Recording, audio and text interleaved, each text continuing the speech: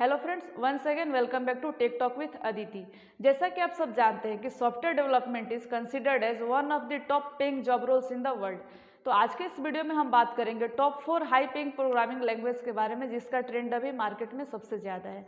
उसके साथ software development करना यानी कि ऑफिस में जाकर लाइव प्रोजेक्ट में काम करना, और स्कूल, यूट्यूब, बुक और कॉलेज, स्कूल से जो भी हम पीस ऑफ कोड लिखते हैं, प्रोग्रामिंग सीखते हैं, उसमें क्या डिफरेंस है। तो देखिए, जब हम प्रोग्रामिंग या कोडिंग सीखते हैं तब हम पीस ऑफ कोड लिख रहे होते हैं, यानी कि जब हम स्कूल से या जो भी हम बुक से या जो भी हम यूट्यूब देख के कोड सीखते हैं, प्रोग्रामिंग सीखते हैं, तो हम क्या करते हैं, कोई भी एक टेक्स्ट एडिटर लेते हैं या नोटपैड लेते हैं और वहाँ पे हम पीस ऑफ कोड लिखते हैं, यानी कि अलग अलग हम कोई सा भी एक, जैसे कि मान लीजिए कि एडिशन या सब्ट्रैक्शन जैसे एक कोई सा भी एक प्रॉब्लम लेते हैं और उसे सॉल्व कर देते हैं, ठीक है। और हम बहुत खुश हो जाते हैं कि हम प्रोग्रामिंग सीख रहे हैं, कोडिंग सीख रहे हैं। लेकिन आपको ये भी नहीं पता कि जब आप आगे चल के 1 साल या 2 साल बाद जब आप लाइव प्रोजेक्ट में काम करेंगे तो आपके जो एडिशन, सब्ट्रैक्शन, आप जो कोड लिख रहे हैं, इसका यूज कैसे और कहाँ पे करना है। तो इसीलिए लाइव प्रोजेक्ट में काम करना बहुत ज़रूरी है, क्योंकि जब आप लाइव प्रोजेक्ट में काम कर रहे होते हैं तब आप बहुत लोगों के साथ मिलकर काम कर रहे होते हो, और एक ही प्रोजेक्ट पे बहुत सारे लोग काम कर रहे होते हैं। तो आप जो भी कोड लिखेंगे तो आपको ये बात ध्यान में रखनी होगी कि वो कोड सबके साथ मैच करे, यानी कि एक प्रोजेक्ट में बहुत सारे फंक्शंस होते हैं, बहुत सारे आपको लॉजिक इम्प्लीमेंट करने होते हैं, जो कि अलग अलग लोग उस लॉजिक को लिखते हैं। तो जब सारे लोग या 10 लोग, 20 लोग मिलकर एक प्रोजेक्ट पे जब काम करते हैं, तो जो भी कोड 10 लोग मिलके या 5 लोग या 20 लोग लिखेंगे, उनको सारे को एंड ऑफ द डे उसको मर्ज करना पड़ता है। तो जब मर्ज होती है तब आप जो एक्चुअल में कोड लिखते हैं या क्या फंक्शनलिटी आप इम्प्लीमेंट कर रहे हैं या किस टाइप के कोड लिखे हैं, तब वो ज़्यादा मैटर करता है। तो आप घर में ठीक है, थोड़ा बहुत आप सिंटेक्स सीख रहे हैं, लॉजिक सीख रहे हैं, कंसेप्ट क्लियर कर रहे हैं, लेकिन जब तक आप कहीं पे लाइव प्रोजेक्ट में काम नहीं करेंगे, आपके उस पीस ऑफ कोड का कोई मतलब नहीं है। तो इसीलिए आप अगर थोड़ा बहुत भी कोडिंग सीख लिए हैं तो आप किसी भी कंपनी में एज अ फ्रेशर ज्वाइन करके आप किसी भी लाइव प्रोजेक्ट में काम करना स्टार्ट कर सकते हैं। इससे क्या होगा,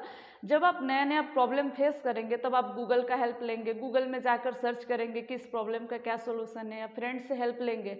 जब आप गूगल में सर्च करेंगे, फ्रेंड से हेल्प लेंगे और उस प्रॉब्लम को सॉल्व करेंगे, उस लॉजिक को इम्प्लीमेंट करेंगे, तब आप एक्चुअल में कोडिंग सीख रहे होते हैं, तब आप एक्चुअल में प्रोग्रामिंग सीख रहे होते हैं। तो आपको अगर लाइव प्रोजेक्ट में काम करना है तो आप थोड़ा बहुत भी अगर प्रोग्रामिंग लैंग्वेज के बारे में कंसेप्ट क्लियर कर लिए हैं, तो आप जाकर किसी भी फ्रेशर, एज अ फ्रेशर किसी भी कंपनी में, छोटी कंपनी में आप अपने एक्सपीरियंस को आगे बढ़ाइए। आप अपने जो भी आप स्किल्स सीखे हैं उसको और भी इम्प्रूव करिए। और इम्प्रूव कैसे होगी, जब तक आप लाइव प्रोजेक्ट में काम नहीं करेंगे, आपके जो भी स्किल्स है, आप जो भी कोडिंग सीख रहे हैं, प्रोग्रामिंग सीख रहे हैं, वो इम्प्रूव नहीं होगी। क्योंकि देखिए, लाइव प्रोजेक्ट का क्या मतलब होता है, लाइव प्रोजेक्ट में क्या होता है, एक मिनिमम जो भी रिक्वायरमेंट होती है हम डेवलप कर देते हैं और मार्केट में दे देते हैं, पब्लिक उसे यूज़ करती है, और उसी प्रोजेक्ट पे वापस से हम काम करते हैं, यानी कि वापस से लॉजिक इम्प्लीमेंट करते हैं। कभी कभी क्या होता है कि कुछ नए फीचर्स ऐड करते हैं।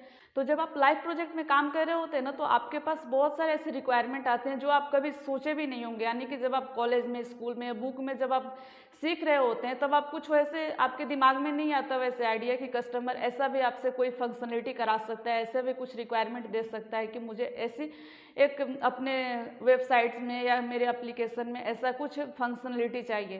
तो जब आप लाइव प्रोजेक्ट में काम करेंगे और जब आपके प्रोजेक्ट में कुछ रिक्वायरमेंट आएंगे ना, तब आपके दिमाग में भी प्रॉब्लम आएंगे कि हाँ, ये जो रिक्वायरमेंट आई है, इस रिक्वायरमेंट को करने के लिए मुझे ये प्रॉब्लम फेस करनी पड़ेगी। जब आप प्रॉब्लम फेस करेंगे तब आप गूगल में जाकर सर्च करेंगे, कोड में आजकल गूगल में बहुत सारे कोड मिल जाते हैं, जिससे आपको बहुत हेल्प मिलती है सॉफ्टवेयर डेवलपमेंट में।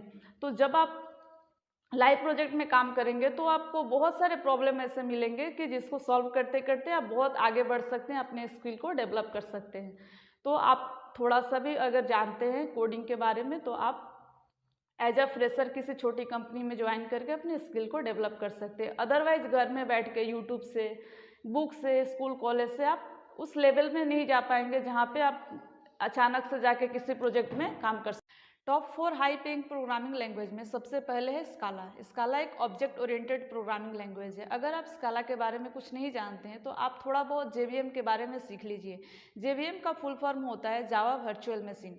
अगर आप जेवीएम के बारे में थोड़ा बहुत आइडिया ले लेते हैं तो आप स्काला में भी काम कर सकते हैं। और जब आप लाइव प्रोजेक्ट में काम करने जाएंगे तो आप जहाँ आपको प्रॉब्लम आएगी आप गूगल में सर्च करके या अपने फ्रेंड से भी सीख सकते हैं। दूसरा है पाइथन। पाइथन एक second high paying programming language है।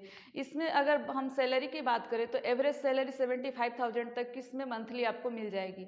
अगर आप पाइथन थोड़ा बहुत अच्छे से जान लिए हैं तो आप मंथली 75,000 एवरेज सैलरी यहाँ से विड्रॉ कर सकते हैं। तो second high paying programming language है पाइथन। पाइथन भी एक ऑब्जेक्ट ओरिएंटेड प्रोग्रामिंग लैंग्वेज है।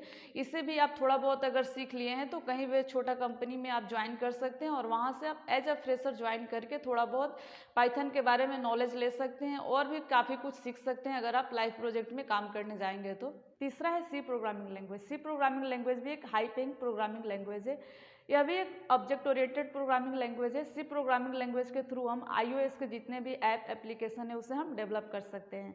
एप्पल के जितने भी लैपटॉप या फ़ोन आते हैं उसके जो भी ऐप होते हैं या जो भी एप्लीकेशन होते हैं सॉफ्टवेयर होते हैं उसके लिए हम सी प्रोग्रामिंग लैंग्वेज का यूज कर सकते हैं। सी प्रोग्रामिंग लैंग्वेज का जो मेन फीचर्स है वो है डेटा हाइडिंग, पॉलीमॉर्फिज्म, इनकैप्सुलेशन। अगर आप थोड़ा बहुत प्रोग्रामिंग लैंग्वेज जानते हैं तो आपको इस फीचर्स के बारे में पता होगा। चौथा है कोटलिन। कोटलिन भी एक cross platform general purpose programming language है। इसका यूज़ जावा के लिए किया जाता है। अगर आप जावा जानते हैं या जावा स्क्रिप्ट जानते हैं तो कोटलिन का नाम जरूर सुने होंगे। तो अगर आप कोटलिन जानते हैं या कोटलिन के बारे में थोड़ा बहुत आपको आइडिया है या जावा स्क्रिप्ट जावा के बारे में आपको आइडिया है तो आप कोटलिन भी आसानी से यानी कि ईजी से सीख सकते हैं। अब चलिए जान लेते हैं ये जो 4 हाई पेइंग प्रोग्रामिंग लैंग्वेज है इसकी average salary, annual average salary कितनी है इसके बारे में। तो सबसे पहले बात करते हैं स्काला की। तो स्काला की अगर हम बात करें तो इसकी एनुअल एवरेज सैलरी आपको 10 लाख तक की मिल जाएगी। वहीं अगर हम पाइथन की बात करें तो आपको इसमें 7 लाख तक की एनुअल एवरेज सैलरी मिल जाएगी। और अगर हम सी लैंग्वेज की बात करते हैं तो अगर आप सी अच्छे से थोड़ा बहुत अच्छे से जानते हैं तो आपको इसमें 5 लाख तक की एनुअल एवरेज सैलरी मिल जाएगी।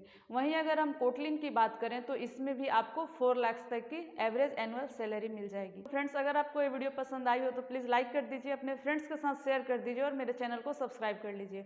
और आपको इस वीडियो से रिलेटेड या कोई भी प्रोग्रामिंग या कोडिंग से रिलेटेड कोई क्वेरीज हो तो हमें कमेंट करके ज़रूर बताइए। Thank you.